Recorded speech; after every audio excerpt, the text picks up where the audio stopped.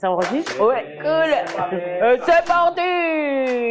Bonjour, bienvenue en... Ça fait star. Donc t'oublies pas, tu regardes toujours vers la caméra. Une question après, par rapport à la thérapie. Qu'est-ce que tu penses avec Joe?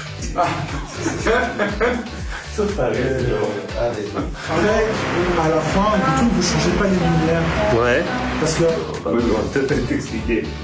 Ok, lui, c'est des petites fractions de seconde. Bonjour Federico, contente de te voir. Trop détalé au fait, voilà. Ok. Direct. Ça tourne.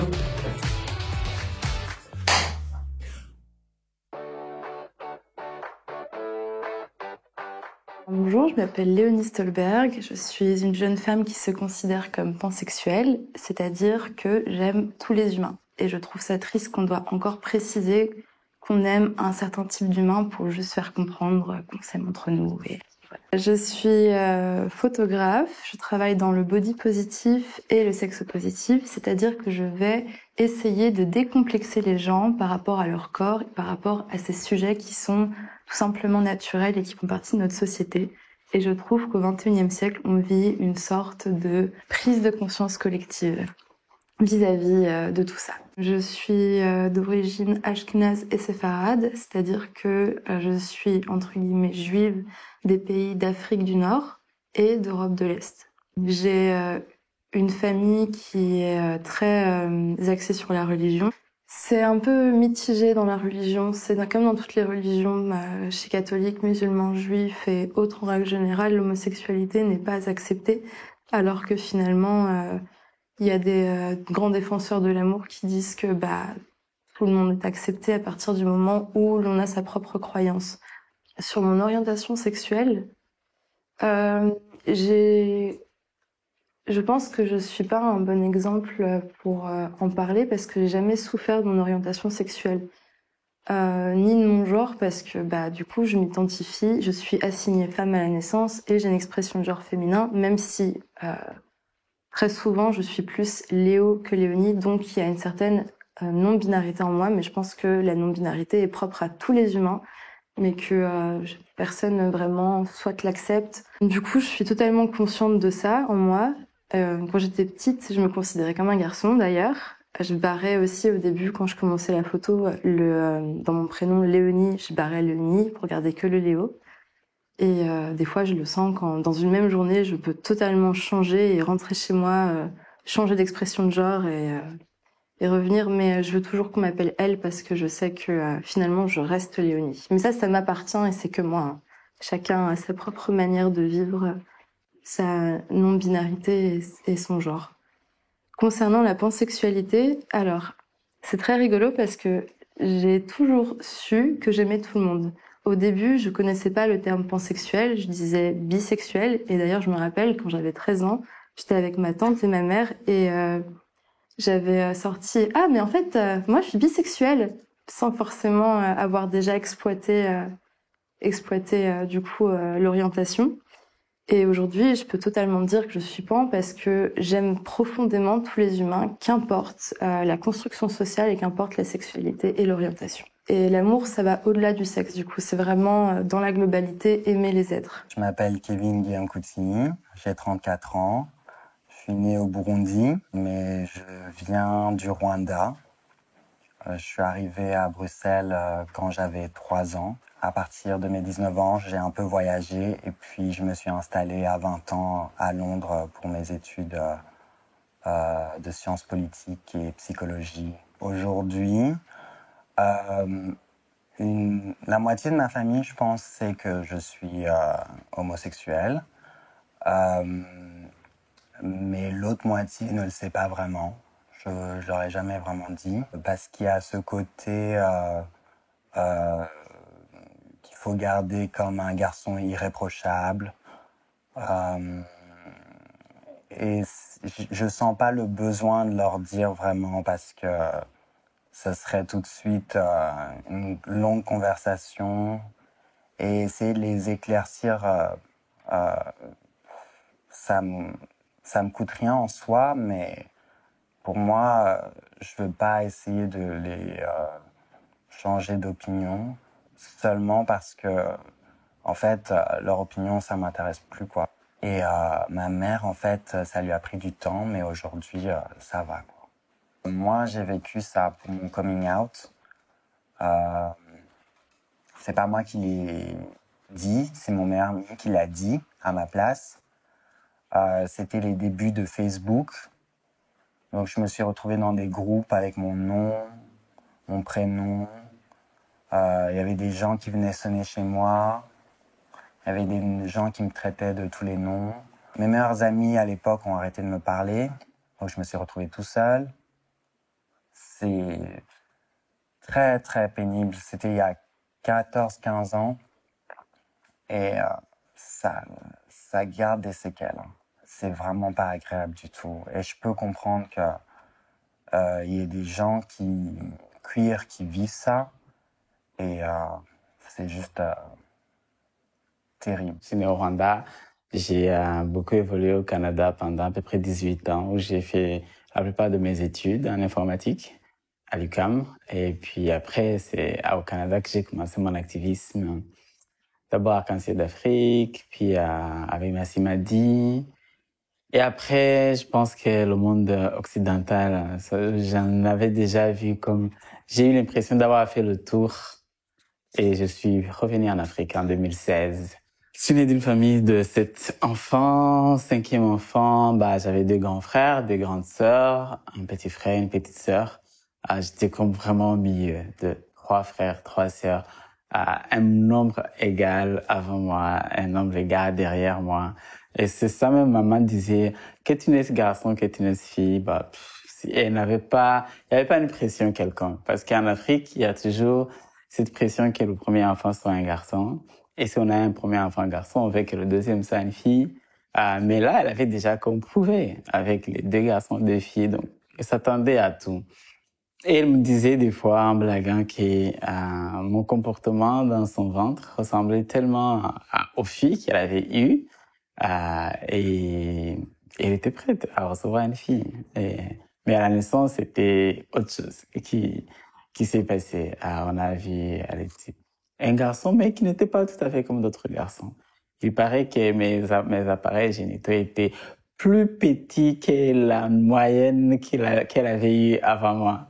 Alors, moi, je me suis jamais retrouvé dans ce genre masculin. Mes 2 grands frères m'ont frappé, me disaient, va jouer au foot. Moi, je ne trouvais pas. Je n'ai jamais compris d'ailleurs pourquoi des gens peuvent aimer le football. Les gens se frappent, des gens se font mal sur les tibias.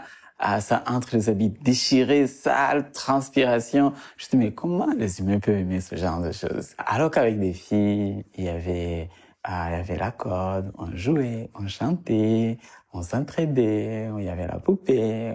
C'était très joyeux. Et moi, en tout cas, mon énergie n'était pas une énergie combative, d'aller me battre avec elles. Non, c'était plutôt aller avec mes semblables, ça veut dire les filles. Et du coup, je leur faisais la guerre parce que ma grande sœur, qui avait comme 3 ans de plus que moi, avait laissé les habits. J'avais retrouvé ses anciens habits. Et j'allais les porter pour ressembler justement à mes copines. Et là, c'était la guerre. Non, c'est pas pour toi. Je dis, je suis habillée comme les autres. C'est ma mère qui leur disait, hey, laissez mon enfant. Faut pas déranger mon enfant. Si c'est ça qui lui convient, laissez la personne. Et c'est comme ça qu'on m'a laissé. Ma maman m'a beaucoup soutenu. C'était la seule qui me soutenait pendant mon enfance. C'est sûr qu'à 9 ans, 10 ans, 11 ans, on commence maintenant à comprendre toute la charge sociétale sur la chose. On commence à se ranger, on commence à cacher les revendications qu'on faisait à 3 ans, 4 ans.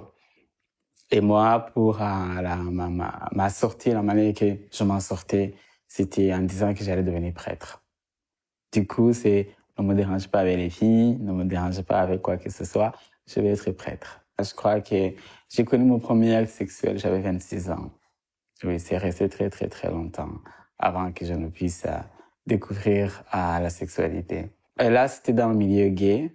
Et dans le milieu gay, justement, j'ai compris qu'il y avait quelque chose aussi qui ne me représentait pas.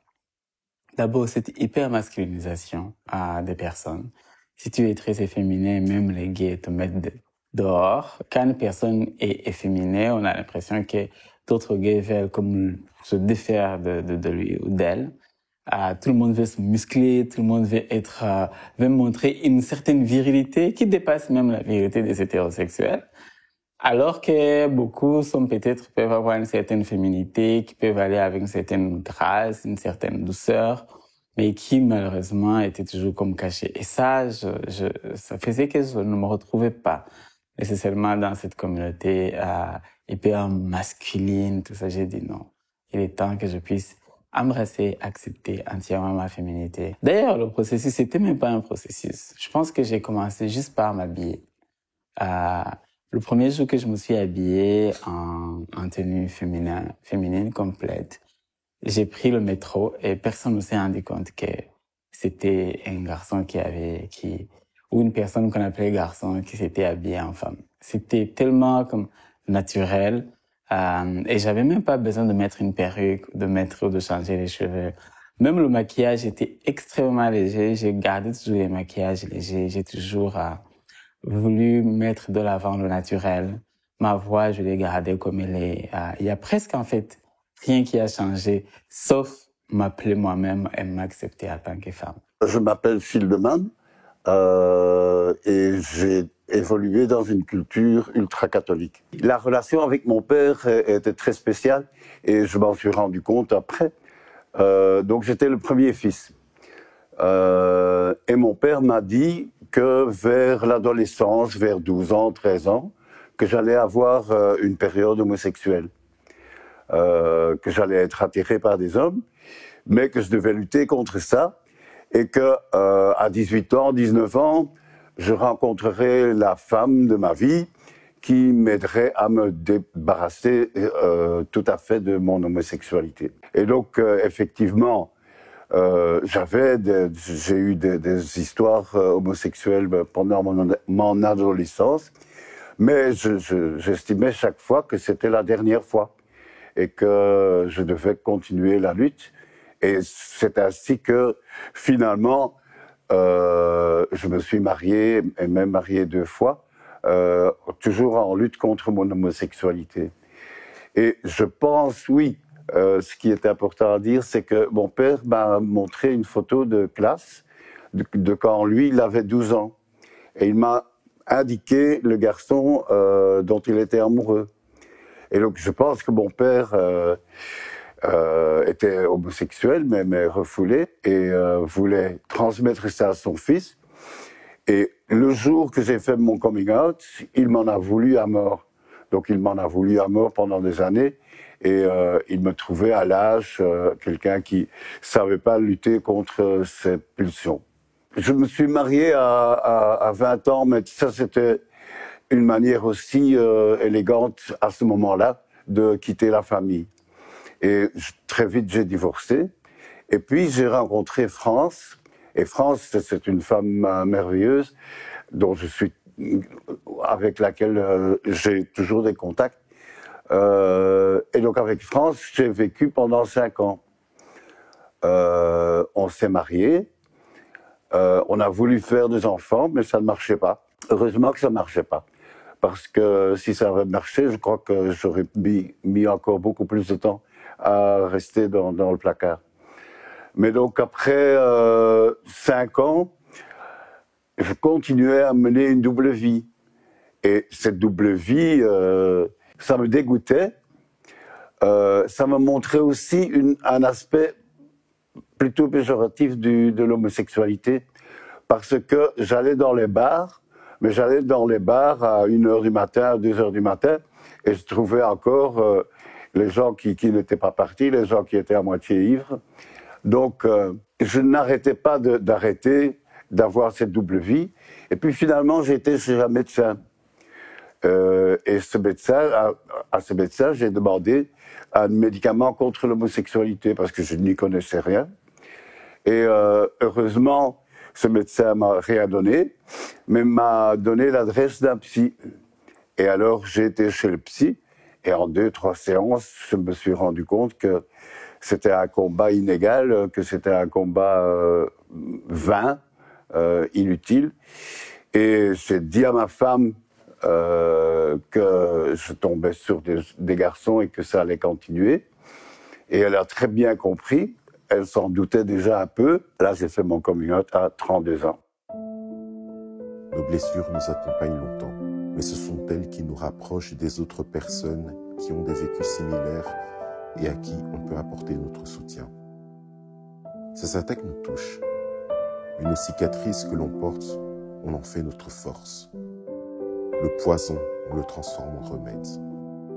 Tels des guerriers, nous nous relevons après chaque coup pour affronter chaque épreuve se présentant à nous, car notre aspiration principale est d'enfin vivre notre vie. Bonjour, je m'appelle Raphaël et je suis né en 1987 au Congo. Et c'est seulement depuis mes 6 ans, 1993, que j'ai grandi en Belgique. Je viens d'une famille qui était assez religieuse au fait. Donc c'est vrai que la religion a pris une place importante. Ça prend une place importante autant dans ma culture que dans ma famille. Mais dans toutes les familles, il y a certains secrets qui sont assez lourds. J'ai pas envie d'entrer dans les détails, mais quand je parle de secrets assez lourds, c'est au niveau de certaines formes d'abus et de violences qui sont principalement physiques. Moi, je dirais que quand je parle de violence physique, c'est une éducation à la soumission où il est très difficile de s'affirmer. Et ça a eu un impact aussi sur ma confiance en moi et ma façon de me développer. Donc, ça m'a pris beaucoup de temps pour accepter de m'aimer.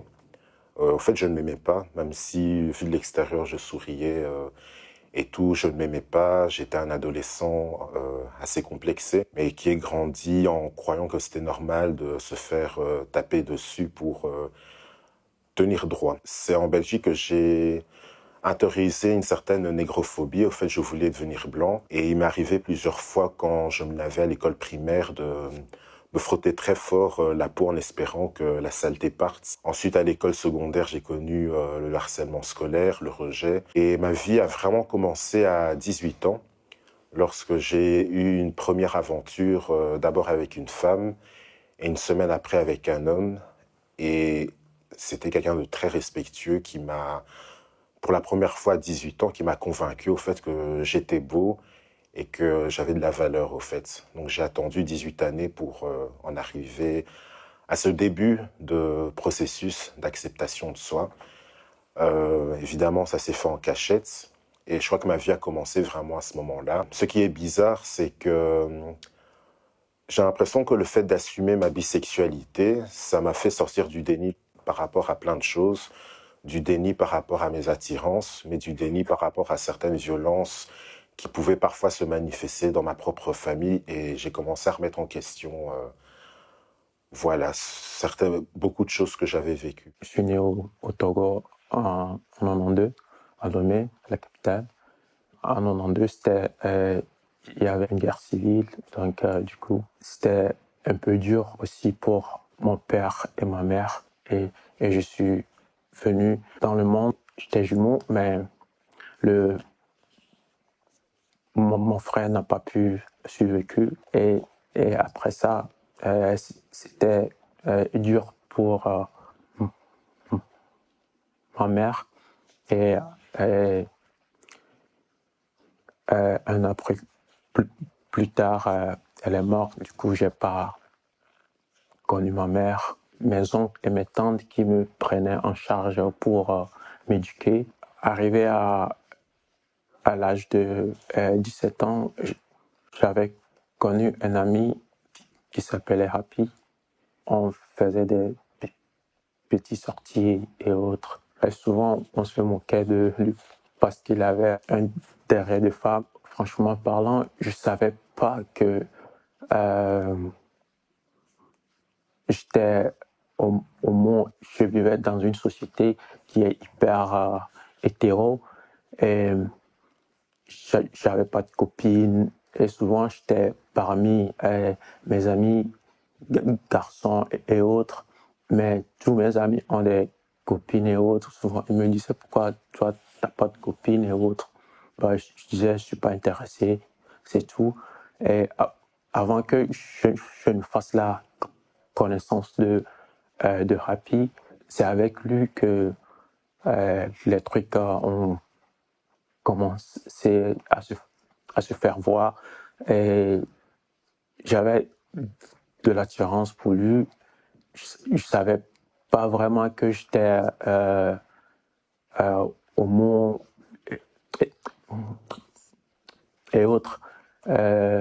Ma sexualité en tant que homo, ça s'est passé le premier jour où mon oncle nous a surpris, moi et Happy.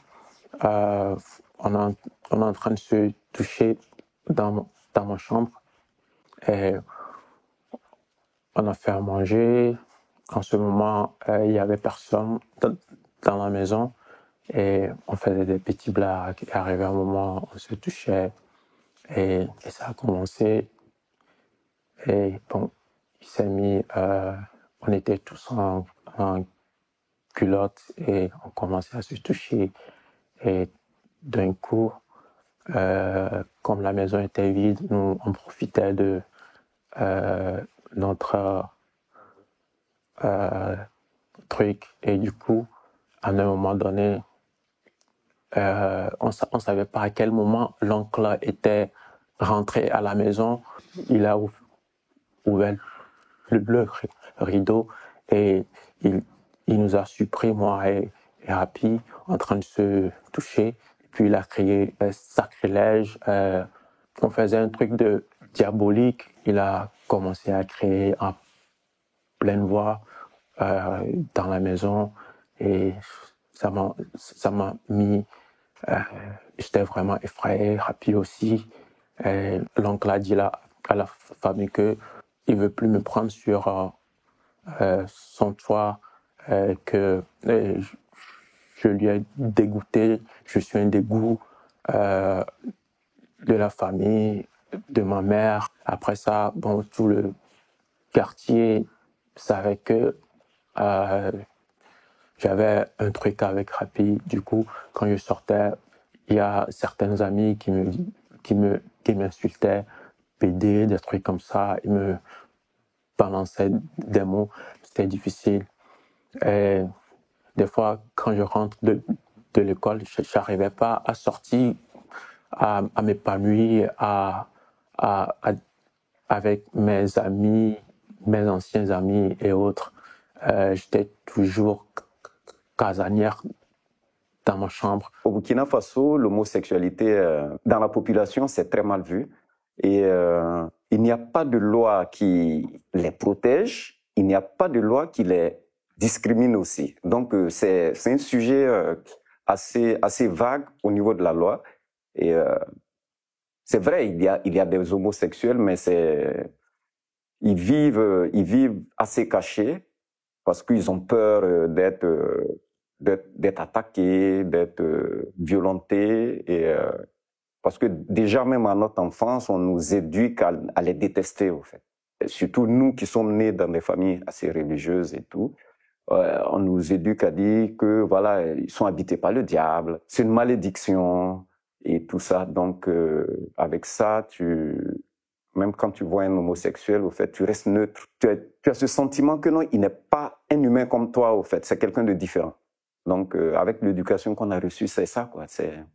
Mais au fur et à mesure, quand tu grandis, il y a des choses que tu comprends, en fait. Parce que tu t'ouvres plus au monde, tu comprends certaines réalités qui sont pas forcément ce qu'on t'a appris depuis que tu étais enfant, en fait. À l'époque, à mon enfance, jusqu'à ce que je grandisse, je le dirais tout de suite, hein, j'étais très homophobe. Cette éducation que j'ai reçue, ça faisait que quand je les voyais tout de suite, j'avais une haine, en fait, une grosse haine envers eux. J'ai eu à faire des choses aujourd'hui que je suis pas trop fier. J'ai eu à traumatiser beaucoup, parce que je suis jamais passé à la phase de violence physique et tout, mais c'était plutôt une violence psychologique. Et ça, c'est encore plus fort, au fait, parce que la violence psychologique, c'est quoi? traumatise quelqu'un. Quand je voyais un homo, par exemple, on était un groupe de gamins où on les interdisait des rues. Et dès qu'ils nous voyaient, ils avaient complètement peur, puisqu'on les poussait à changer. Voilà, c'est ce qu'on nous disait. Il faudra qu'ils changent, qu'ils deviennent comme nous, hétéros, au fait. Moi, j'étais le chef de bande. Voilà. J'étais le chef de bande. Et à chaque fois, quand je les voyais comme ça, c'est ça, il y avait une haine aujourd'hui que je comprends pas. Au fait, c'est aujourd'hui que quand je dis je comprends pas cette haine à l'époque envers eux, ça, aujourd'hui, je me suis posé beaucoup de questions parce que comprendre l'homosexualité, c'est aussi aller vers eux. Et à l'époque, on m'a appris même à ne pas les approcher. Quand je suis arrivé ici en Belgique, la toute première chose que j'ai faite, c'était... j'avais toujours le truc dans la tête, voilà, les homosexuels, c'est pas... Voilà, c'est le diable, c'est le truc. Et puis, je me disais à chaque fois, bon, écoute, ne les approche pas, Et j'ai eu la chance j'espère que d'autres auront cette chance comme moi aussi, j'ai eu la chance de rencontrer un ami gay qui faisait un documentaire sur les gays, au fait. Donc, du coup, ma première impression, c'était quoi? Attends, mais tu pars dans un truc que tu détestes, au fond. Pourquoi le faire, au fait? Au départ, j'ai hésité, mais par curiosité, je me suis dit, OK, bon, voilà, il faut quand même aller. Et ce documentaire, c'était Expression Mixte 2. Et là, j'ai été sur le plateau en tant que caméraman et tout. Donc, j'étais face à ces personnes que je détestais et j'ai écouté leur histoire, quelque chose que je n'avais jamais fait de toute ma vie, au fait. Et c'est là que je me suis rendu compte, mais j'ai été con toute ma vie, quoi. En fait, je connais même pas leur histoire. Je ne sais pas comment ils vivent.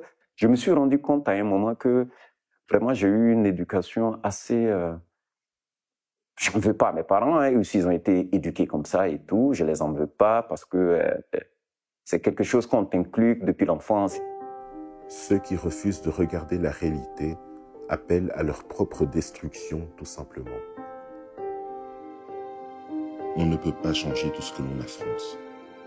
Mais rien ne peut changer tant qu'on ne l'affronte pas.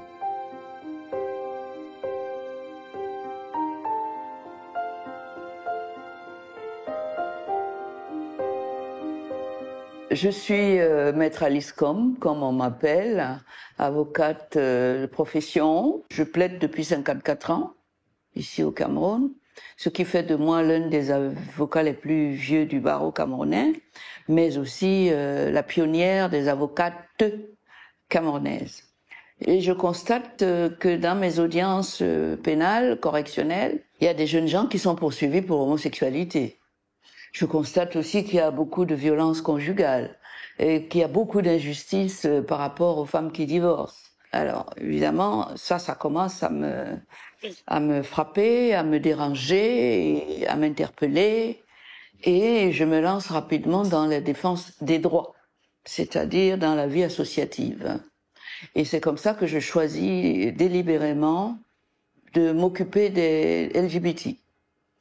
Parce que je voyais ces jeunes gens qu'on amenait menottés 2 à 2 au palais et qui n'étaient pas fiers, et je voyais bien que les procès avaient porté directement atteinte à leur dignité d'être humain, à leur dignité d'homme, et je savais également que ils n'avaient qu'une envie, c'était de quitter le prétoire, d'aller se cacher quelque part pour qu'on ne parle plus jamais d'eux. Et ça m'a donc donné l'idée que, après les avoir fait libérer ou après qu'ils se soient mis en liberté provisoire, il y avait un autre calvaire qui commençait, qui ne disait pas son nom, qui allait être un combat silencieux aussi, cette fois-ci. Pas de témoins, parce que là, j'avais pu être témoin de leur désespoir et de leur souffrance à la barre où j'étais tous les jours. Mais quand ils sortaient de là, je voyais bien qu'ils allaient être obligés d'engager un autre combat, celui-là dans la solitude de ce qu'ils étaient, puisqu'ils étaient passés au tribunal pour homosexualité, parce que, il faut le dire, l'homosexualité est un délit dans notre pays, que le Cameroun. Ça me fait honte, ça me révolte, ça me met dans tous mes états. Parce que l'homosexualité ne doit pas être un délit, ne peut pas être un délit. Pénaliser l'homosexualité, c'est pénaliser l'amour. Parce qu'il s'agit d'amour. Pénaliser l'homosexualité, c'est pénaliser la vie privée, qu'elle est sacrée. On l'a dit sacrée, mais en excluant les homosexuels. Pénaliser l'homosexualité n'a pas de sens. C'est un droit fondamental. Le droit d'aimer et d'être aimé. Il n'y a pas un être humain, fût-il président de la République, président de l'Assemblée nationale, qui a le droit de se mettre en travers du droit fondamental qui fait partie de notre humanité commune, y compris la sienne, et donc qui ne peut être soumise qu'à la protection et non pas à la répression.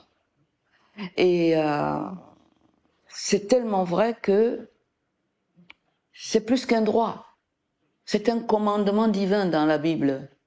Sur les 10 commandements, il est le 2e.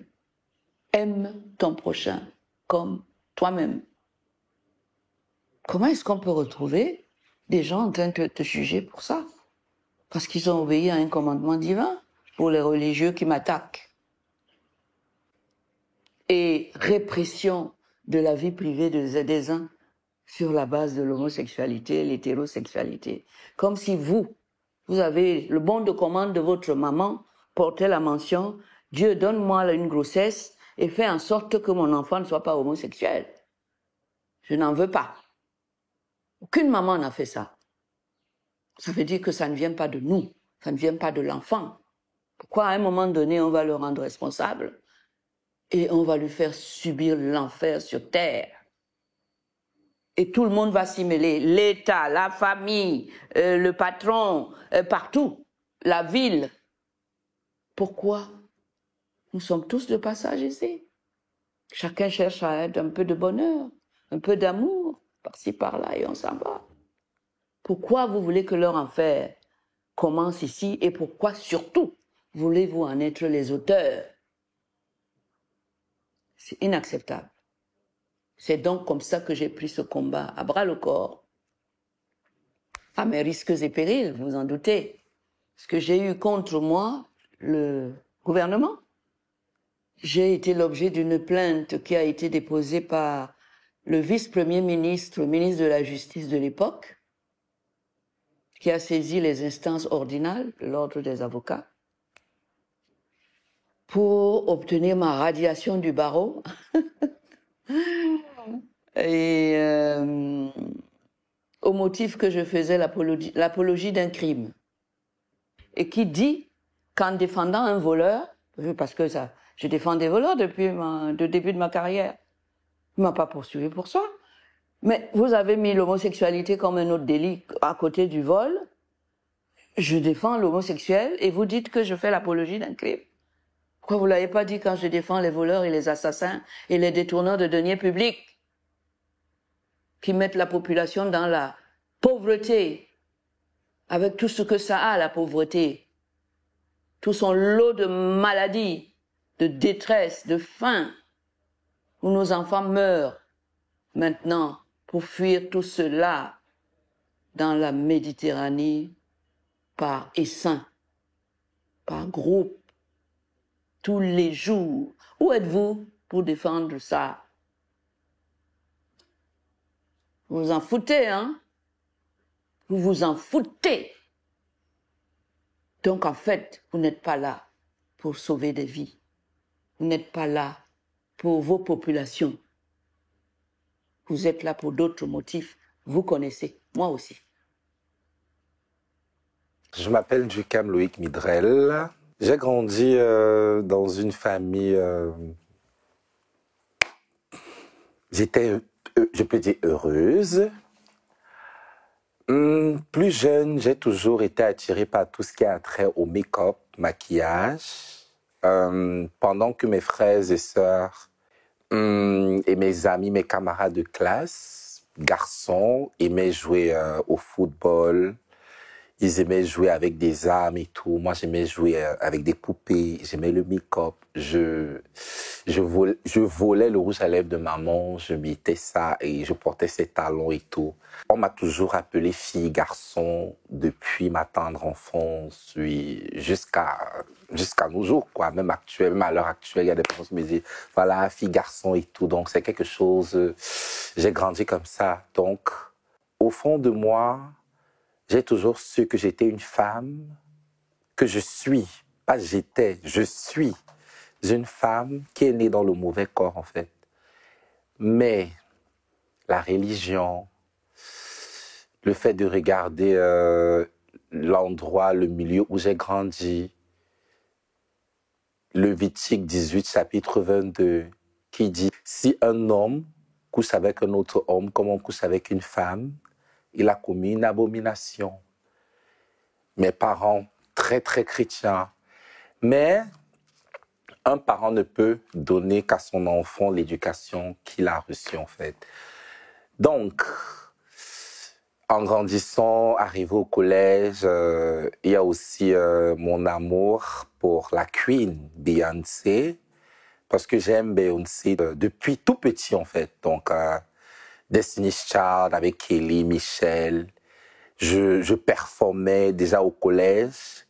Chaque année, au deuxième trimestre, à la kermesse, j'interprétais et je dansais toujours une chanson de Beyoncé.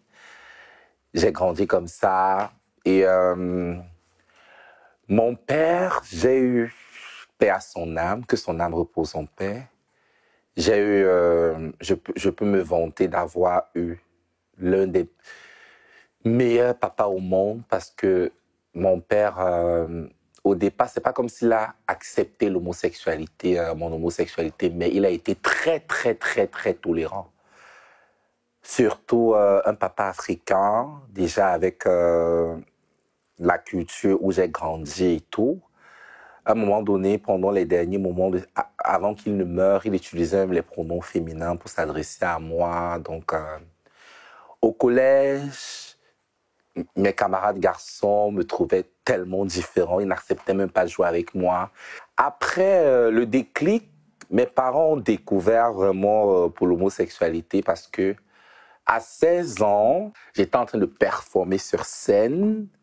Mon père est venu, il m'a vu en train de performer. Le jour-là, j'étais habillé en talons, make-up. Il était sur scène. Là, je performais Single Ladies de Beyoncé, une mixtape de Single Ladies Around the World. Et quand j'ai fini la performance, je regarde. Il était là, il avait jeté carrément son cartable. Like, il n'a rien dit. Il a porté son cartable. Il m'a même pas demandé, peut-être suis-moi. Il est rentré à la maison. Après, il est venu, il mangeait. Après, je suis venu là. J'ai dit bonsoir papa. Il m'a juste regardé avec un regard comme ça. Après, il me dit, qu'est-ce que j'ai vu là? C'est là où je lui dis, je suis transgenre. Il me dit, transgenre, ça veut dire quoi? Parce que la plupart, ils connaissent pas en fait. Il dit, transgenre, c'est quoi? Ça fait, je lui dis, je suis une femme emprisonnée dans le corps d'un homme. Mais ça veut dire quoi? Mais tu délires ou quoi?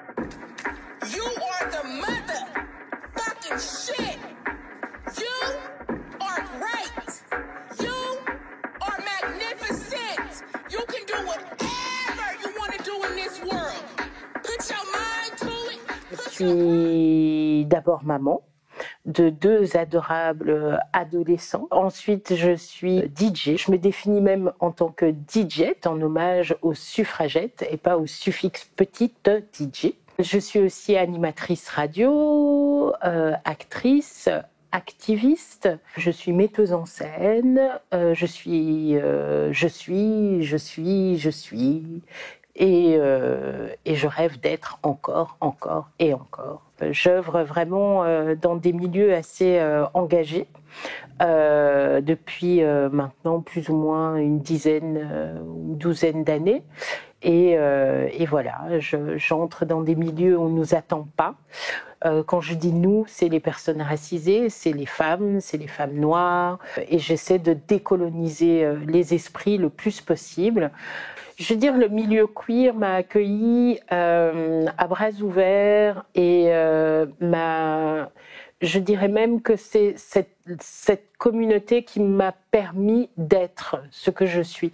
Donc déjà, je la remercie parce que je n'aurais pas pu découvrir ce que je suis si cette communauté ne m'avait pas sauvée de là où j'étais, ne m'avait pas portée et ne m'avait pas insufflé un nouveau souffle qui m'a permis de respirer à nouveau. C'est une communauté qui fait partie de moi. J'ai grandi avec elle. Et je l'ai retrouvée, puisqu'il y a un moment, un parcours de vie qui fait que on se perd de vue. Et je l'ai retrouvée à un moment où j'étais arrivée à un non-sens. Je ne voyais absolument plus de sens à ma vie. Je voyais plus du tout de sens à ce que je suis. Et ce travail d'introspection personnelle, d'introspection dans mes identités, dans l'acceptation de mes multiples identités, c'est fait avec la communauté LGBTQI+. Je la traverse avec la Pride, je la traverse dans mes podcasts, je la traverse dans tout ce que je suis, dans tout ce que je fais, dans tout ce que j'entreprends.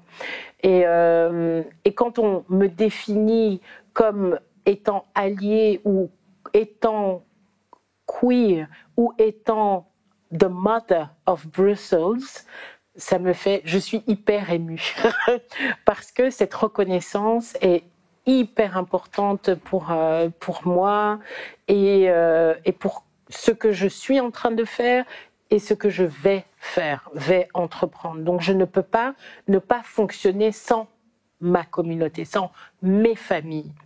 Et elle est partie intégrante de ce que je suis. Je m'appelle Alixa, j'ai 22 ans, j'habite à Bruxelles. Je suis une femme transgenre de 22 ans et je suis aussi bisexuelle. J'ai toujours été assez concernée et assez militante pour la communauté queer. Je me sentais assez seule à l'époque. J'avais pas vraiment d'exemple de personnes queer, trans ou qui étaient comme moi en fait. Et ça m'a vraiment donné un cadre et aussi une sorte de leçon de vie en fait, que ce que je pensais qui était quelque chose de mal vu en fait pouvait être une force. Et donc mon coming out à mes parents aussi, lui, était aussi assez progressif.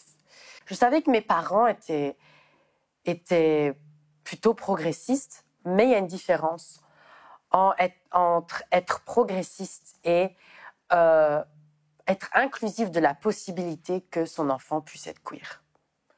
Moi, en fait, toute mon enfance, on m'avait préparé à ce que j'allais être déjà un garçon et que j'allais être attirée par les filles et voilà, toute l'attente de la société. Et donc, y compris mes parents qui sont progressistes, en fait, et qui me disaient oui, les homosexuels, ça existe, et le mariage pour tous, il n'y a pas de problème, tout ça. Mais en fait, on m'a jamais mis en tête l'idée ou laisser la porte ouverte, en fait, que je pourrais être comme ça.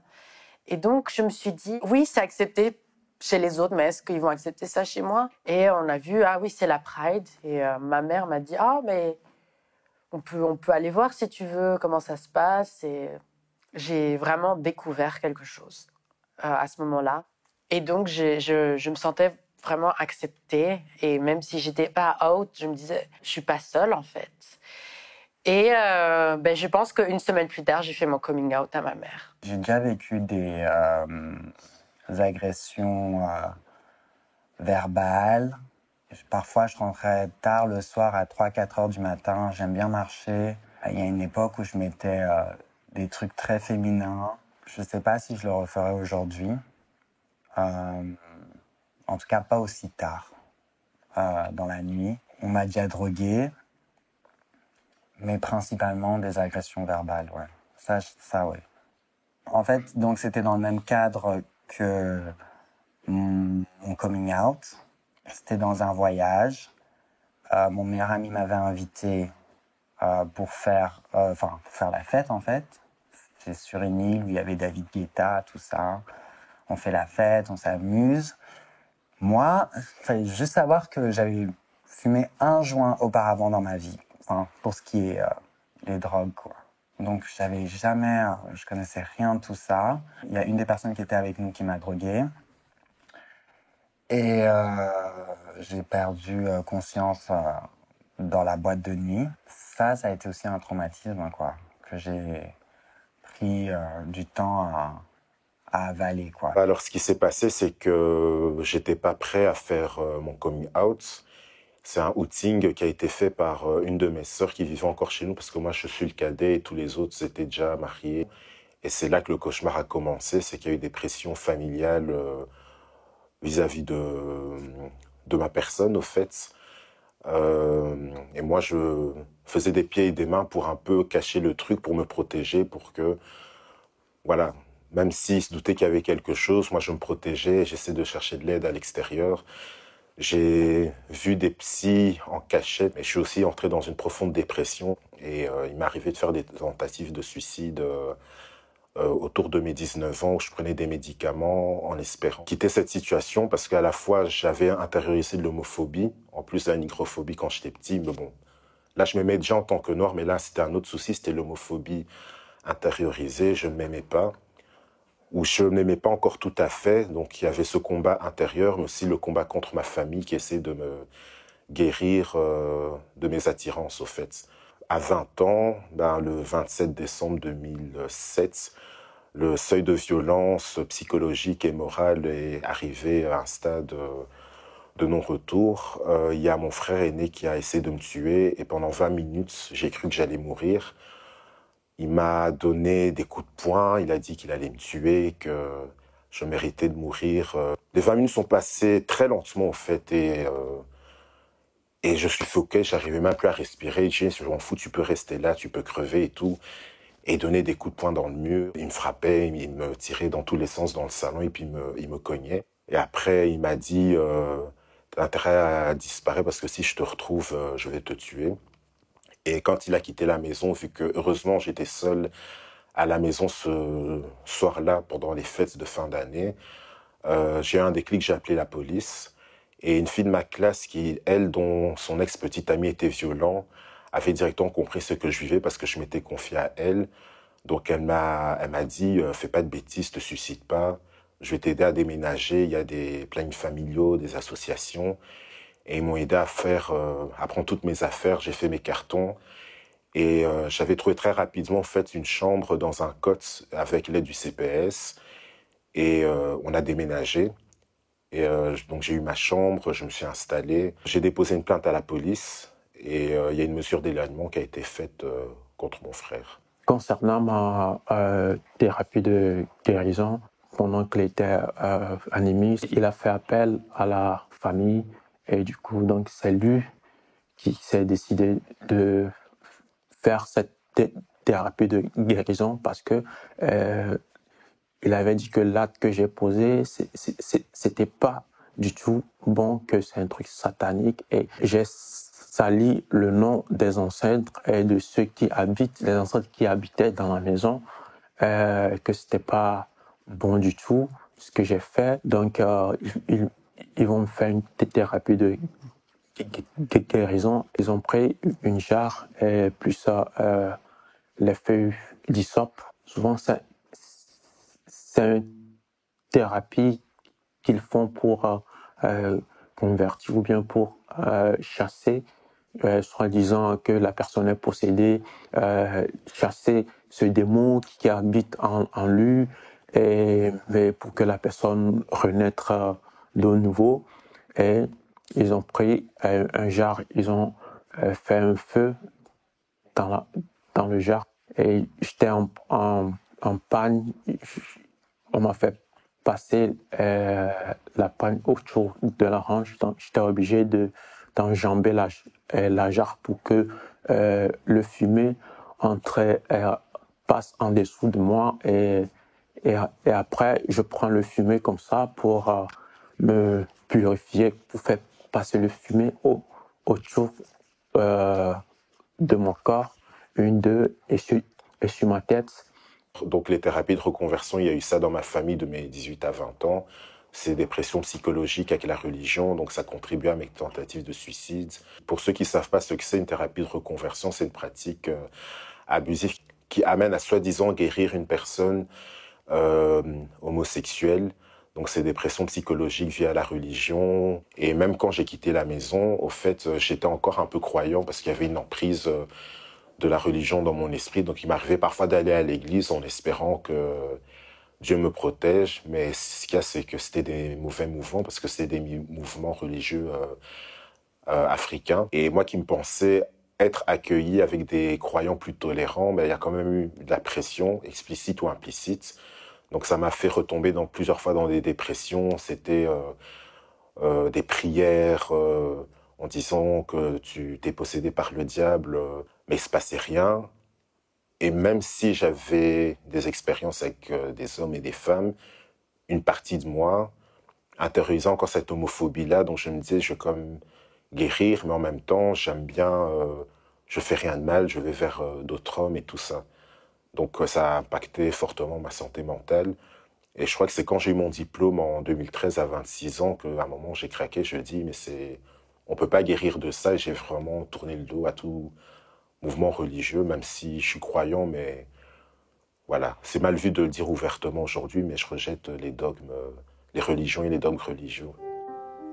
J'imagine qu'une des raisons pour lesquelles les gens s'accrochent aussi obstinément à leur haine est qu'ils devinent qu'une fois la haine partie, ils seraient obligés de faire face à leurs propres souffrances.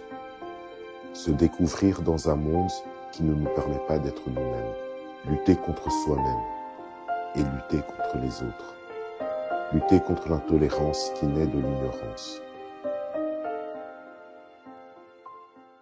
J'ai commencé à enchaîner les contrats publicitaires un peu de partout. Les gens ne voyaient même pas. J'ai même fait la couverture, j'ai même fait une pub même pour Guinness. Donc, mon visage était même, donc je suis considéré comme le personnage emblématique pour la lutte de la cause des LGBT. On m'a arrêté le 8 février en 2021 parce que j'étais avec une autre femme trans, mais j'ai fait la prison à cause de ma célébrité, parce que oui, c'est bien beau, il y a les sextapes et tout, mais à ce moment-là, pourquoi on m'arrête à ce moment précis, c'est pour tentative d'homosexualité, parce que j'avais porté des vêtements féminins, en fait. Parce qu'il n'y avait pas de preuve. Le code pénal, c'est qu'on t'attrape en flagrant délit d'homosexualité. On ne m'a pas pris en flagrant délit d'homosexualité. C'est juste parce que ce jour-là, on estimait que ce sont les hommes qui se travestissent en femmes. Donc, c'est pour ça que le même jour, on nous a directement amenés au commissariat. Et le commissaire me dit, Shakiro, je vais t'envoyer en prison. Je lui dis, mais pourquoi tu vas m'envoyer en prison? Il me dit, mais tu sais pas ce que tu fais? Shakiro, tu es sérieux là? Je lui dis, mais pourquoi tu vas m'envoyer en prison? Moi, je n'ai rien fait. Il me dit, mais tu es homosexuel. Il commence à me lire le code pénal, l'article 347 bis, qui dit, tout homme qui a des relations sexuelles avec autre homme est passible de 6 mois à 5 ans d'emprisonnement. Ça, je lui dis que moi, je suis pas homosexuel, je ne sais pas de quoi tu parles. Moi, je suis juste une personne transgenre, efféminée. Parce qu'après, il me remet le téléphone, je vais appeler mon avocate, Alice Com, pour lui dire, voilà, je suis dans tel commissariat. Il ne me laisse même pas le temps d'appeler. Voilà ce qu'on appelle la violation des droits de l'homme. Chacun, on n'a pas tué, chacun, on n'a pas volé. On ne me laisse même pas le temps parce que j'ai été arrêté le 8 février vers 20h. Le lendemain, le 9 à 10h, on m'a directement traduit au tribunal de première instance. Donc, immédiatement, c'est-à-dire sans même appeler mon avocat, même ma mère, rien. Ma mère, quand j'arrive au tribunal de première instance, tous les Camerounais étaient là. on a commencé à filmer comment j'entrais avec les menottes. Bizarrement, moi même menotté. Et dès que nous arrivons à la prison centrale de Neubel, c'était l'enfer là-bas parce que le premier soir, quand nous sommes arrivés là-bas, façon dont on nous a tabassés.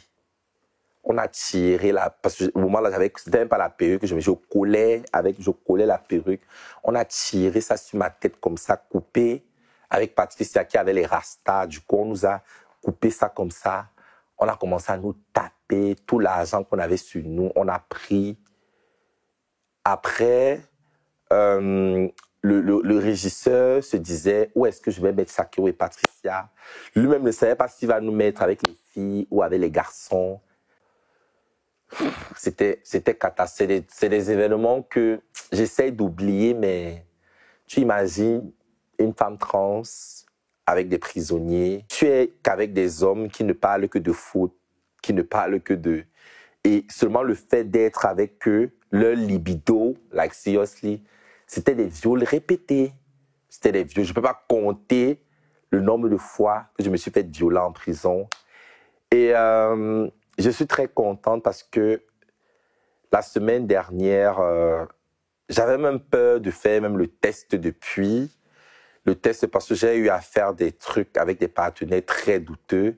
Dieu merci, je n'ai contracté aucune maladie sexuellement transmissible. J'avais très très peur parce que je me disais, avec tout ce que j'ai eu à faire en prison, il y avait des fois c'était sans préservatif et tout. Et c'était avec des condamnés à mort qui n'ont rien à perdre en fait. C'est-à-dire, c'est un condamné à mort, il sait qu'il ne va plus jamais sortir de prison. C'est quand j'allais me laver que les prisonniers de ma cellule me suivaient. Et vous imaginez une femme trans avec d'autres hommes qui sont en manque de chaleur féminine. Mais attends, du coup, et il y avait des fois, je faisais des jours sans me laver. Et c'est quand ils me voient prendre mon seau qu'ils me suivent. Ils me suivent là et pendant que je suis en train de me laver, c'est comme ça qu'ils bondissent sur moi. Souvent, ils font comme si... Il y avait des fois, on coupait même la lumière. Et quand on coupe la lumière, alors c'est catastrophique. Donc, c'était comme ça. Je me souviens même encore un jour, je me suis fait violer par 7... Je dis bien 7... Oh non. Cette cicatrice-ci, cette cicatrice sur mon front, je me suis fait poignarder. Je me suis fait poignarder par des hommes qui essayaient de me violer. C'était une lame, voilà, c'était la lame. Il a fendu un peu comme ça. Du coup, voilà. Donc, je me souviens le jour que j'ai été condamné à 5 ans d'emprisonnement. Je suis rentré, j'ai failli couper ma veine en fait. Et j'ai eu la peine maximale. On n'a jamais condamné un homosexuel ou une trans à 5 ans de prison. La plupart du temps, c'était 6 mois, 1 an. Et après, mon avocate, Alice Com, a demandé à la juge pourquoi est-ce que Shakiro a eu cette peine la plus lourde en fait.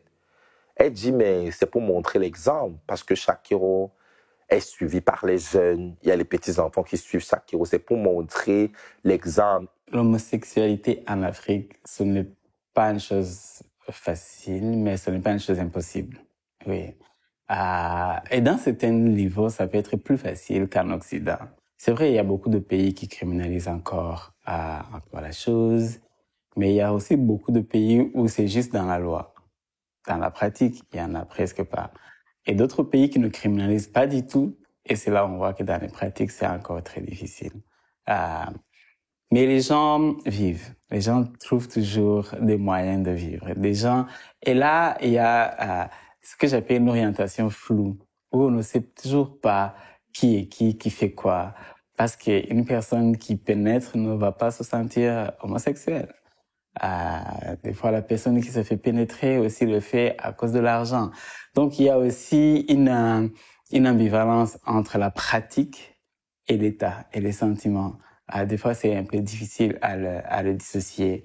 Et c'est difficile de pouvoir avoir un copain si on est un homme et peut-être de penser vivre jusqu'à la vieillesse avec cette personne parce qu'il y a toute la famille qui fait toujours cette pression. Il faut faire des enfants, il faut te marier à une femme. Et enfin, beaucoup de gens utilisent l'homosexualité pour comme récupérer l'indépendance des pays africains.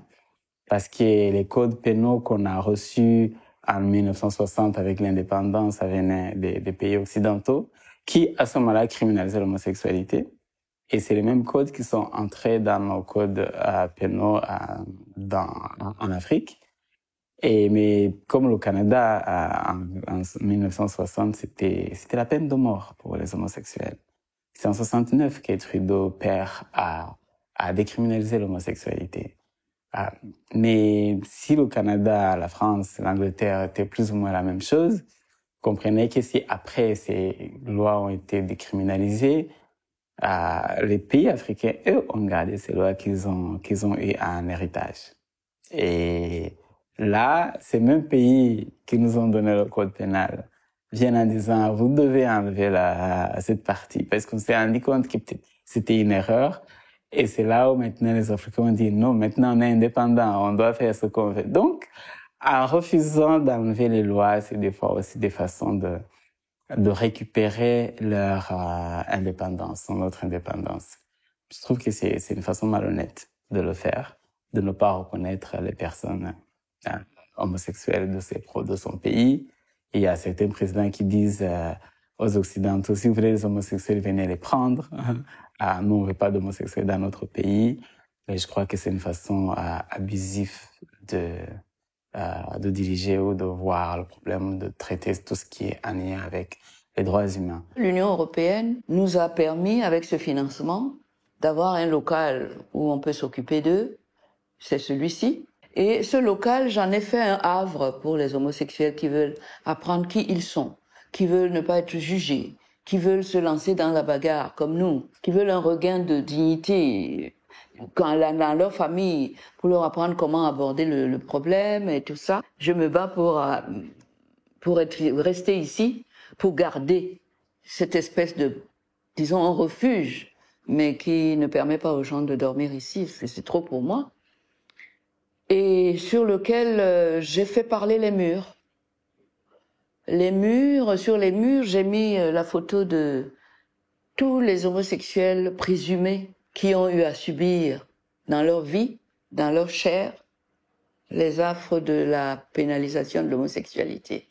Et sur le mur, il y a des visages d'hommes et de femmes qui ont payé très cher, leur famille aussi, par le maintien de l'article 347 dans le Code pénal et son application abusive et illégale. J'ai fait parler ceux qui disent que je ne dois pas les défendre. Il y a des rites homosexuels traditionnels pour faire passer un enfant de l'âge enfant, adolescent, à la maturité. Il y a des rites. Jusqu'à maintenant, consultez vos sociologues et vos anthropologues. Ils vont vous le dire. Jusqu'à maintenant, dans nos traditions.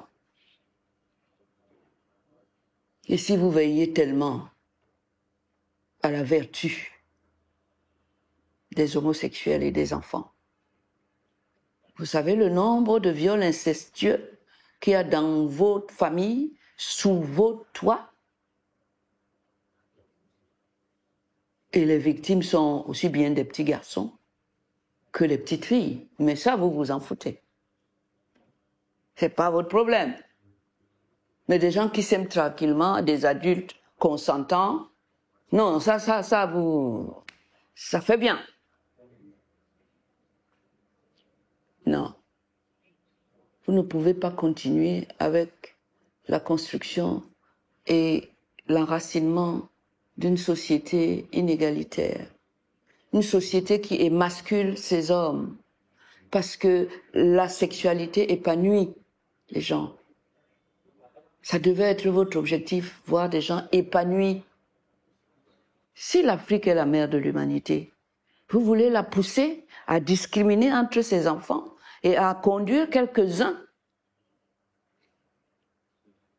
à la mort, à la prison.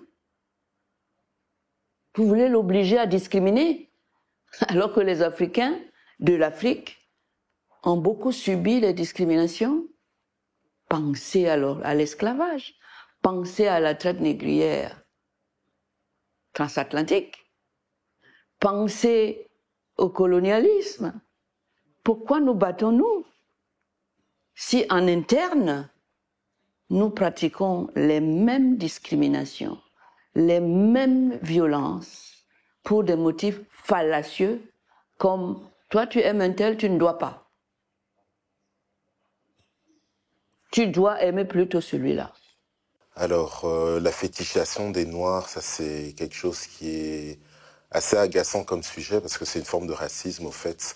C'est le fait de réduire une personne noire, afrodescendante, à un objet sexuel du fait de sa couleur de peau. Alors, je reste précis, c'est pas le fait d'être attiré en soi par la personne en elle-même, mais c'est le non-respect, ce côté condescendant, paternaliste, néocolonialiste qui réduit des femmes noires ou des hommes noirs à des objets sexuels.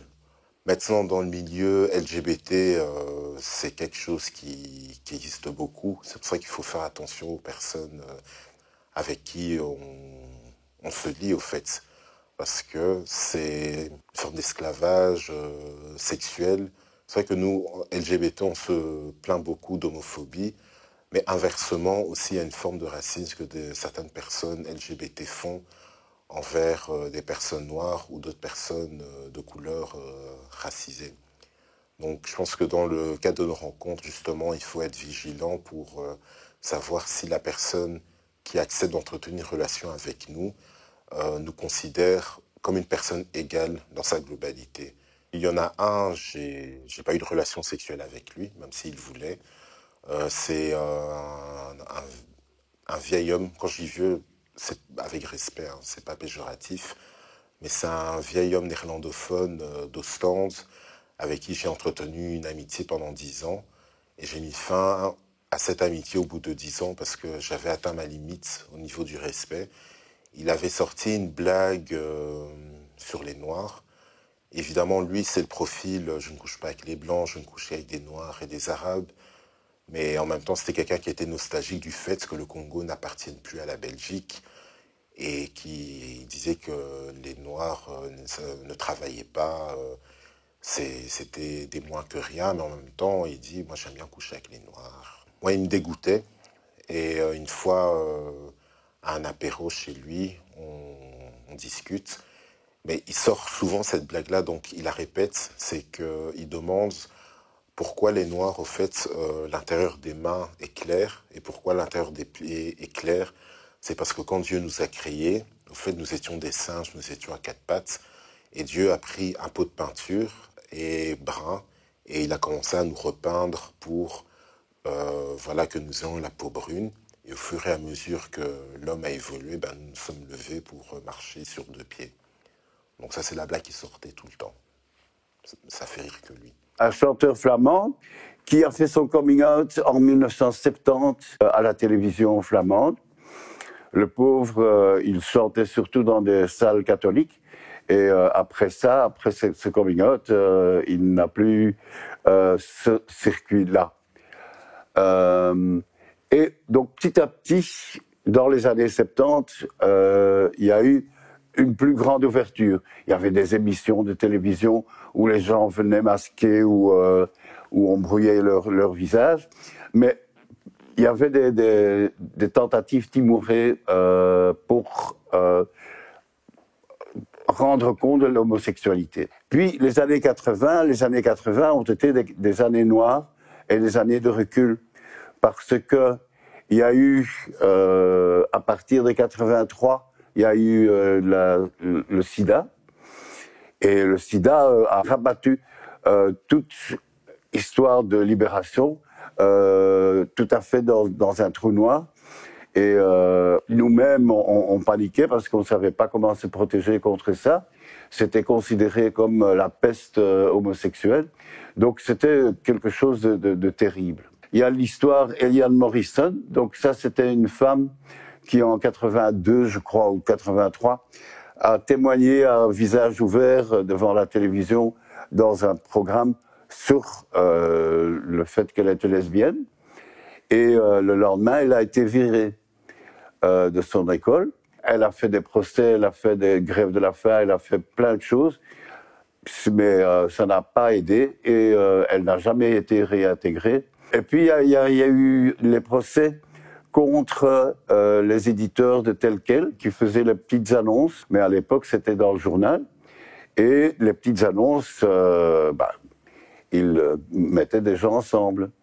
Et ils ont été poursuivis, pas emprisonnés, mais poursuivis, parce qu'ils incitaient à la prostitution. Mais tout ça, ça a été, pendant les années 80, ça a été comme une chape de plomb sur le mouvement. Et alors, dans les années 90, il y a d'abord une toute nouvelle génération de militants qui se sont présentés.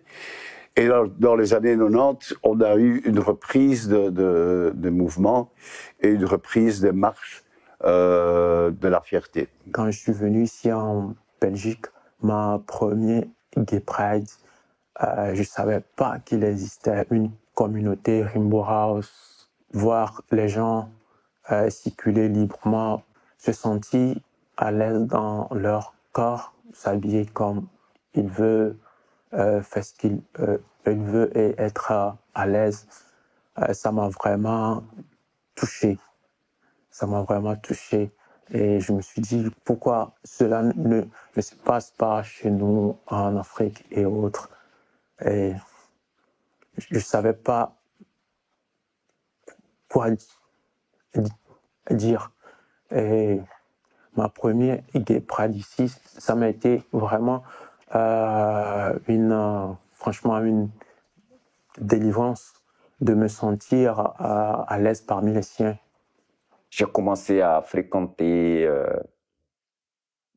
des personnes du milieu et j'ai même osé aller dans un bar gay. Quelque chose que je me disais avant, si on me le disait il y a 2 ans ou 3 ans, on me disait que j'allais faire un tour même dans une rue gay, j'allais dire non, c'est pas possible. J'ai vu quelqu'un, par hasard, c'était vraiment un pur hasard, quelqu'un que j'ai traumatisé depuis mon enfance au Burkina Faso. Et quand je l'ai vu, tu vois, c'est lui qui était étonné. Il avait toujours peur, en fait. Il s'est reculé, il a dit... Et la phrase qui est sortie dans sa bouche, « Toi, tu es homophobe !» J'ai dit non, mon frère, attends, et je ne comprenais pas. Ce jour, j'ai coulé des larmes parce que fallait que je lui parle et pour le convaincre que non, la personne que tu vois aujourd'hui, ce n'est pas la même personne que tu as connue bien avant. On s'est pris dans les bras et là, c'était vraiment un moment fort pour moi parce que, comme on le dit, c'était complètement une reconversion. Le même soir, j'ai fait une photo avec un ami. J'ai fait une photo que j'ai postée sur Facebook et que je disais plus de tolérance pour les personnes LGBT et parce que nous sommes tous des humains, il faut qu'on ait plus de tolérance envers eux. Et là, c'était vraiment le summum. J'ai passé près d'1 semaine avec ce post où les commentaires étaient là. Ah, tu es devenu l'un d'entre eux. Et à d'autres qui disaient, OK, voilà, il faut que tu te déclares vite. Je me rappelle, c'est des potes en Afrique aussi. On était tous les mêmes à l'époque. On était tous les mêmes homophobes. Voilà, mais eux, ils sont restés dans leur truc parce que je pense que la chose aussi, c'est quoi? C'est que c'est des personnes qui sont restées cloîtrées dans leur vie. Et je me dis aussi, c'est de l'ignorance aussi. L'ignorance, parce que l'ignorance, ça tue beaucoup. Ils n'ont pas cherché à comprendre, ils n'ont pas cherché à... Et j'ai eu plusieurs commentaires comme ça, plusieurs commentaires homophobes, et d'autres même ont dit que peut-être que j'ai fait un coming out. J'ai dit non. Parce que il faut bien comprendre que on est ignorant et qu'on comprend pas les choses, c'est difficile de faire comprendre les gens. Et la base même, pour moi, la base même de l'homophobie, c'est déjà à l'enfance, au fait. Quand on éduque nos enfants à détester ce qu'ils ne comprennent pas, tu grandis avec ça dans la tête et puis après tu vis un monde où toi-même tu fais du mal aux autres, mais tu penses que faire ce mal, c'est pour leur bien, mais franchement, c'est comme je dis, c'est être con. Ben, l'histoire de mon père. Donc, mon père, au moment que j'ai fait mon coming out, il m'en a voulu à mort. Il trouvait que j'étais un lâche. Il trouvait que je n'avais pas de caractère. Et donc, la relation avec mon père a été très, très difficile, très pénible même. Et puis, ben, des années après, donc il avait 82 ans, 83 ans, des années après, il a eu un accident aux États-Unis et il a eu la visite d'un prêtre. Et comme à plein de gens, à ce prêtre, il a expliqué que son plus grand problème, c'est que son fils aîné était homosexuel et que ça, c'était pas possible. Et ce prêtre lui a dit que il pouvait pas rejeter son fils, que son fils était fait par Dieu comme il était fait, et qu'il devait aimer son fils de la même manière que les autres enfants. Et ça a fait un déclic dans la tête de mon père, qui était très croyant. Il s'est réinstallé à Lille, et mon frère et moi, on allait tous les mois voir comment allait mon père. Et donc un samedi, on arrive là, on sonne, il ouvre la porte et il dit « Je sais pourquoi vous êtes là ». Ben, oui, papa, pour te voir. Non, non, non, non, je sais, il y a votre manifestation qui passe pas loin d'ici et on va y aller ensemble. Et donc finalement, ça a été la Gay Pride de Lille. Nous, on ne savait même pas qu'il y avait une Gay Pride. Donc c'était la Gay Pride de Lille et on a été assistés ensemble avec mon père. Donc ça, c'était formidable et il n'y avait plus aucun problème par rapport à mon homosexualité. Il est mort 2 ans plus tard, mais il acceptait tout à fait ma manière de vivre, ma manière et la manière de parler de tout ça. Il avait accepté et intégré. Quand j'étais au plus bas dans ma vie, c'est vrai que j'étais en grosse phobie scolaire en fait, parce qu'à l'école, c'était pas accepté en fait. Moi, j'étais dans une école, voilà, catholique. Et j'étais en phobie scolaire parce que, par exemple, je pouvais pas aller j'avais pas de toilette pour moi, on m'adressait pas en tant que fille, voilà. Et donc, j'allais plus à l'école. Et les profs n'ont vraiment pas compris en fait ce qui se passait, que ce qu'ils faisaient empirait les choses alors qu'ils auraient pu vraiment m'aider. Et à la place, moi, j'étais vraiment déprimée dans mon lit. Et ce que je faisais, je binge-watchais Drag Race, en fait. Et c'est vraiment quelque chose qui m'a beaucoup aidée. Je me suis dit, c'est ça que j'ai envie d'être, en fait. Et ça a pris plusieurs années pour moi pour vraiment réaliser ce souhait. C'est vraiment, je dirais qu'en 2022-2023 que j'ai vraiment pris les devants pour réaliser ce souhait d'avoir un personnage drag. Mais donc vraiment, ça m'a donné de la force, en fait. Moi, je sais pas comment j'aurais survécu sans ça, en fait. Moi-même, j'étais surprise de passer à Drag Race et en même temps, ça se fait très vite. C'est une production américaine, c'est RuPaul, donc c'est vraiment le gros truc. Donc évidemment, il y a une sorte de reconnaissance aussi. Donc, je ne sais pas comment mon nom est arrivé à la production, parce qu'il faut se dire que Drag Race, c'est vraiment RuPaul qui dirige. Et donc, c'est lui qui valide. Donc, la validation, c'est faite par cette queen, cette mother. Et donc, du coup, effectivement, ça a été une joie intense, un étonnement aussi. Mais en soi, ça a été une chouette expérience parce que j'ai pu voir de l'intérieur comment ça se passait, et puis ça se passe plutôt bien. Et puis au fur et à mesure, on se pose des questions. On se pose des questions, on se demande si on est légitime, on se demande, tiens, mais où sont les racisés ? C'est là où on s'est dit, mais est-ce qu'ils connaissent réellement l'histoire des dragues ? Est-ce qu'ils connaissent cette histoire ? Comment est-ce que la Belgique s'approprie quelque chose pour en faire du mainstream, en fait ? Voilà. C'est au fur et à mesure que tu enregistres que tu te rends compte que il y a un petit problème. J'ai rédigé mon histoire moi-même, avec tous les liens qui relatent l'histoire de l'affaire Shakiro. J'ai envoyé ça à toutes les ONG à travers le monde. Je faisais le copier-coller un peu partout. Et un jour, une amie me parle de Sarah Shields, que c'est une ministre qui défend les droits, les égalités des chances et la diversité. C'est alors là que je vais sur Google, je tape Sarah Shields. Maintenant, je tombe sur son site web, sarahshields.be. J'entre dans le site, je vois son adresse email. Maintenant, j'avais déjà mon plan détaillé. Je transfère mon histoire à Sarah.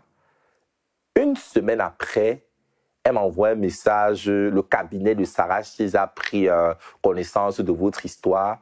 Ils m'ont demandé mon nom, mon nom, prénom, date de naissance, mon numéro de registre national.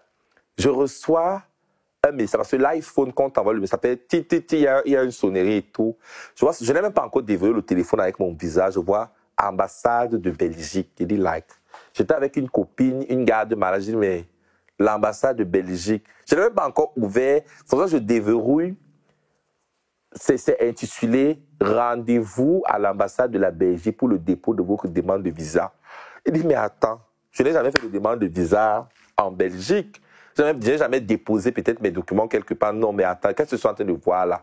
Ça fait que je réfléchis. Oh, Sarah. Forcément, c'est Sarah Shields qui est en train de piloter tout ça. Parce que forcément, comme peut-être elle a donné des recommandations à l'ambassade de la Belgique pour une convocation et tout. Tu viens avec le mail, tu montres le mail à la guérie, on va te laisser entrer. Et c'est ce que j'ai fait. Dans le 5 janvier 2023, je me rends à l'ambassade. Quand je suis entré à l'ambassade, comme si j'ai su, dès que je me suis rendu à l'ambassade de la Belgique, je ne suis plus jamais sorti en fait. Je suis resté là-bas et tout. Il y avait ma chambre et tout. Et le temps maintenant pour qu'on cotise, pour payer le billet d'avion, la Rainbow House de Bruxelles, la maison Arc-en-Ciel de Liège. Le 25, je suis arrivé en Belgique le 25 janvier 2023. J'arrive à l'aéroport de Zaventem. Moi, je ne savais même pas qu'il y avait un petit comité qui m'attendait. Dès que je sors, je vois tout le monde avec le drapeau LGBT, les fleurs. Sarah Shields était là. C'était un moment iconique, en fait. Je me disais, pourquoi une secrétaire d'État va venir m'accueillir à l'aéroport? Je ne comprenais pas, en fait. Donc, la Belgique, c'est-à-dire, c'est l'endroit propice pour mon évolution. Je suis né au mauvais endroit, au mauvais moment et dans le mauvais corps. Mais en Belgique, je vis ma meilleure vie, en fait. Être homosexuel au Cameroun, vraiment. Et je remercie les organismes qui, à l'étranger, de temps en temps, quand je soutiens des demandes d'asile, qui comprennent et qui accèdent à ma demande d'asile. Je remercie ces pays-là. Le dernier en date, c'est la Belgique, qui a bien voulu accueillir Shakiro, qui était la trans, qui a été arrêté au restaurant parce qu'il était habillé en femme. Ils l'ont signalé à la police est venue le cueillir, on l'a mis en prison. Il a quand même écopé de 5 ans d'emprisonnement ferme. 5, c'est-à-dire le maximum. Et le maximum d'amende, 200 000 francs d'amende. Et il n'a bénéficié de la liberté provisoire qu'en appel. Et quand il a bénéficié de la mise en liberté provisoire, à peine était-il sorti qu'il a été victime d'une agression, d'une rare violence. Il est sorti. Et il ne lui restait qu'une solution. Il a fui au Nigeria, ou malheureusement là-bas aussi. Mais dans le désespoir ici, pour sauver sa peau ici, où ça devenait intenable pour lui, il est allé au Nigeria. Et du Nigeria, il a réalisé qu'il était en danger. Là-bas, c'est la lapidation. C'est pas mieux. Et donc, la Belgique, que je continue à remercier de tout. Je voudrais que c'est un exemple, que ce soit un exemple qui soit suivi par tous les pays respectueux des droits de l'homme et respectueux des droits des LGBT. Moi, quand j'ai participé à Evra, ça a été un moment assez difficile parce que j'étais pas du tout incluse. C'était pas pris on n'a pas été vraiment pris en charge qui j'étais en tant que personne transgenre, etc. Et ça s'est pas bien passé en fait parce que il manquait des choses en fait à ce programme. Moi, je pense que c'est vraiment important qu'on montre en fait que c'est OK en fait d'être transgenre, d'être homosexuel. On ne dit pas vous devez l'être. Non, pas du tout. Vous êtes qui vous êtes. Mais c'est quelque chose de vraiment dur. Il y a des gens qui sont en dépression parce qu'ils se font harceler. Et le fait qu'une personne d'autorité normalise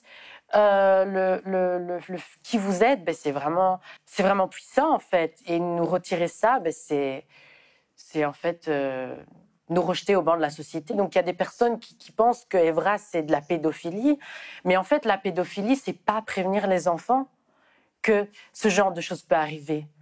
C'est laisser les enfants découvrir leur sexualité avec la pornographie, alors que la pornographie, c'est une image complètement distordue en fait de la réalité de la sexualité.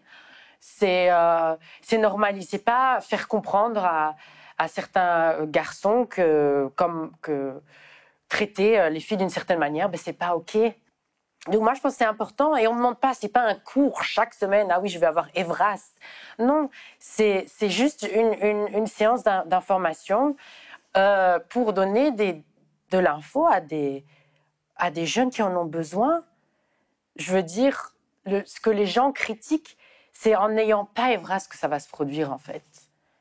C'est en n'ayant pas Evras que les enfants vont avoir des problèmes, vont être abusés par des personnes et ils vont pas pouvoir dire non en fait. Il faut apprendre, je pense, aux enfants à dire non. Il y a tellement de messages à faire passer, mais je pense que voilà, pour résumer, moi je voudrais dire qu'il faut rendre hommage aux personnes qui étaient là avant nous pour qu'on ait les libertés qu'on ait aujourd'hui. Et au stade où on en est actuellement, avec les moyens qu'on a, faire des actions qui contribuent à ce que les gens soient plus heureux, libérer les gens de leur chaîne et souhaiter que les nouvelles générations prennent aussi le relais et profiter de la vie également parce qu'on n'en a qu'une. L'homosexualité n'est pas une maladie mentale. Oui au mariage pour tous, entre deux adultes consentants. La vie des femmes trans compte.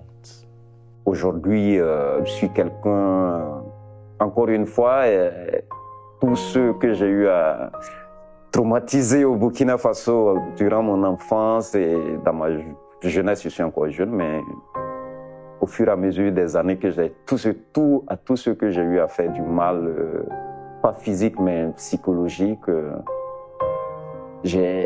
aujourd'hui j'ai la chance de m'exprimer pour pouvoir témoigner et dire que je les demande pardon. Aux homophobes, je vous dirais, vous êtes tellement ignorants et vous êtes tellement bon. Il faut chercher à comprendre, il faut chercher à savoir. Parce que pour moi, un homophobe, c'est l'être le plus cruel au monde. Pour la génération à venir, je m'inquiète même pas pour eux. Ils n'ont pas peur de montrer qui ils sont, ils n'ont pas peur de dire aux dirigeants ce qu'ils valent. Et